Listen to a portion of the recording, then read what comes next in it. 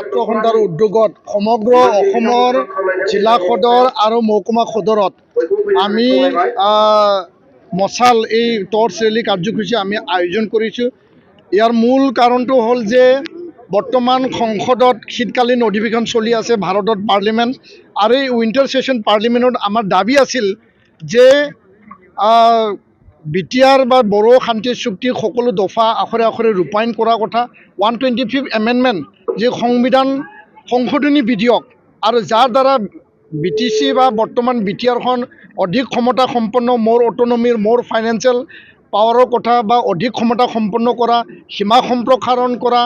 আৰু কাৰ্বি আংলং বড়োসকলৰ ST hill প্ৰদান কৰা, বড়ো কছাৰী ৱেলফেয়াৰ অট'নমাছ কাউন্সিলৰ পূৰ্ণাংগ মৰ্যাদা প্ৰদান কৰা, বিদ্যালয় প্ৰাদেশিকৰণ, NDB সকলো কেছ উঠাই লোৱা, 1500 কোটি টকাৰ সকলো যিখিনি আন্তঃগাঁথনি, যিখিনি শিক্ষা অনুষ্ঠান প্ৰতিষ্ঠান তাত লিখা হৈছিল, সকলো এই অনুষ্ঠান প্ৰতিষ্ঠান 1500 কোটি টকাৰে নিৰ্মাণ কৰা, এই আটাইবিলাক দফাক লৈ পেলাই আমি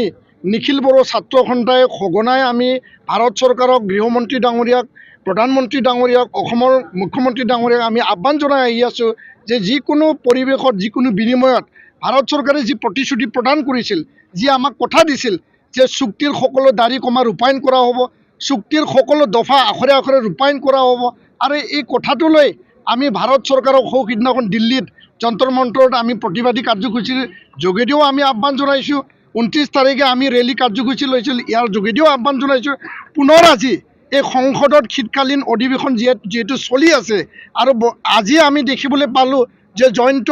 বসুমতাৰী ডাঙৰীয়া কোকৰাঝাৰৰ MP সাংসদ তেখেতে এই বিধেয়কখন বা বিটিআৰ বড়ো চুক্তি সকলো দফা ৰূপায়ণ কৰিব লাগে বুলি তেওঁ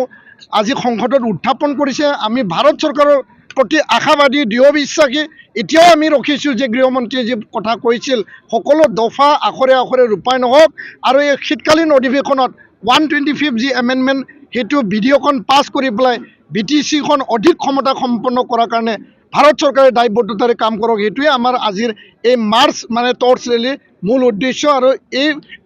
কাৰ্যসূচীৰ যোগেদি ভাৰত চৰকাৰক আমি আহ্বান জনাইছোঁ, দাবী ৰাখিছোঁ। ধন্যবাদ।